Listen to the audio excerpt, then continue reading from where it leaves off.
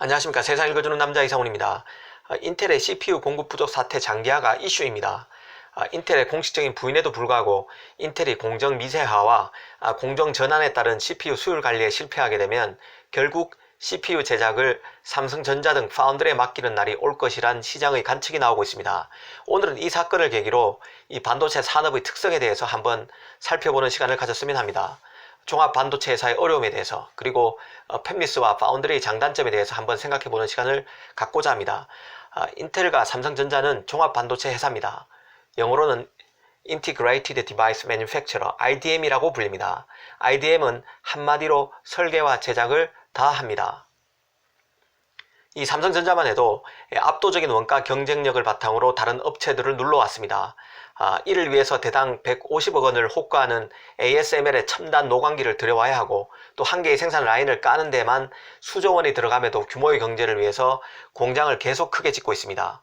이 공정의 효율, 생산의 효율을 위해서 조금이라도 작게 칩을 만들기 위한 설계에도 신경 써야 합니다. 한마디로 극한의 원가 절감 노력을 기울이고 있는 게 지금 삼성전자입니다. 인텔도 사정은 비슷한데요. 이 폐쇄적인 설계 시스템과 제작 능력으로 CPU 제국을 만들어 왔던 게 인텔입니다. 하지만 CPU 내구성은 10년 정도에 불과합니다. 이 감가상각만으로 영원히 동일한 물건을 팔면서 버틸 수가 없다는 뜻입니다. 계속 더 나은 제품을 지속적으로 만들어야 합니다. 인텔 스스로 만든 신형 CPU의 성능이 좋지 못하면 자신의 제품에 발목이 잡힐 수밖에 없습니다. 이 사실상의 독과점 기업임에도 불구하고 끊임없이 성능 개선을 깨야 한다는 뜻입니다. 이 삼성이 만드는 메모리, 인텔이 만드는 CPU는 시장이 크고 미세화 및 성능 향상에 따른 이익 개선이 그대로 나타나는 분야입니다. 그만큼 부가가치가 큰 제품이란 뜻입니다. 이 사실 반도체 시장 초기만 해도 대부분의 회사가 종합 반도체 회사, 즉 IDM이었습니다. 자기가 갖고 있는 팹이 있었다는 뜻이죠. 이 반도체 시장 초기만 해도 자본 투자 규모가 그리 크지 않았습니다. 이 설계도 하고 제작도 하는 데 따른 부담이 크지 않았다는 뜻입니다. 이 문제는 미세 공정으로 넘어가면서 생겼습니다. 공정이 복잡해지고 미세화되면서 투자할 것은 많아지는데 기존 사업에서 돈벌이는 점점 줄어드는 문제가 나타나게 됩니다. 시장도 초창기에는 아이디어와 노하우가 넘쳐나죠. 하지만 시장이 흘러서 성숙 단계로 접어들면 결국 원가 경쟁력이 중요해집니다. 자신만의 제조 노하우를 가져가던 기업 중에도 막다른 골목에 처하는 곳이 나온다는 뜻입니다. 기술을 계속 개발하려니 돈이 너무 들고, 용케 기술을 개발해도 경쟁자가 더 나은 기술을 내놓으면 아무 소용이 없습니다. 결국 제조를 포기하는 기업이 나오게 됩니다. 이 제조는 포기하고 설계만 하는 기업이 바로 팹리스입니다. 이 팹리스는 이런 구조에서 탄생하게 됐습니다. 사실 인텔의 가장 강력한 경쟁자로 꼽히는 AMD, 이 AMD도 지금은 팹리스 기업입니다. 하지만 과거에는 이 AMD도 어엿한 종합 반도체 회사였는데요. 제조의 어려움에 봉착하면서 결국 생산 라인을 털어내게 됩니다. 현재 파운드리 업계 3위로 불리는 글로벌 파운드리는 AMD의 생산 라인과 아랍에미리트나 UAE죠. UAE 국부펀드 간 합작으로 지난 2008년 분사해서 설립된 기업입니다. 그러니까 AMD 생산 라인이 글로벌 파운드리로 흡수됐다는 거죠. 지난 2010년 중반대 AMD는 리자수 CEO가 남은 글로벌 파운드리 지분 모두를 팔았습니다. 명실상부 몸집이 가벼운 팹리스 기업으로 AMD가 바뀐 것입니다.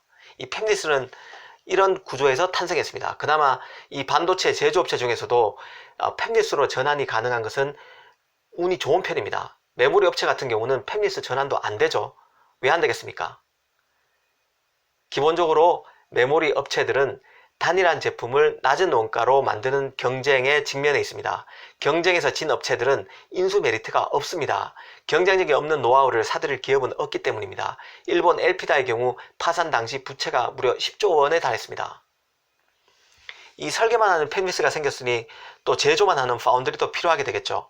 이 반도체가 설계와 제조로 분업화가 이루어질 수밖에 없는 것은 첨단 공정의 가시를 지속적으로 누리면서도 자사 설비만으로는 가동률을 높일 수 없는 기업들이 처한 딜레마에 입각한 것입니다. 이런 분업화 덕분에 팹리스들은 무거운 자본 투자의 짐을 벗고 경영상 부담을 낮출 수 있게 됐습니다. 이 달리 말하면 빠르게 변화하는 IT 산업에 맞춰서 체질을 바꿀 수 있게 됐다는 뜻입니다. 이 통상 범용 칩, 그러니까 어디에서나 쓸 수 있는 칩은 사용자 요구에 100% 부합하기 어렵습니다. 사실상 불가능하죠. 이 팹리스는 설계와 제조라는 분업화 덕분에 유연성을 갖고 자신이 원하는 반도체를 설계할 수 있게 되는 것입니다. 이 파운드리도 장점이 많은데요.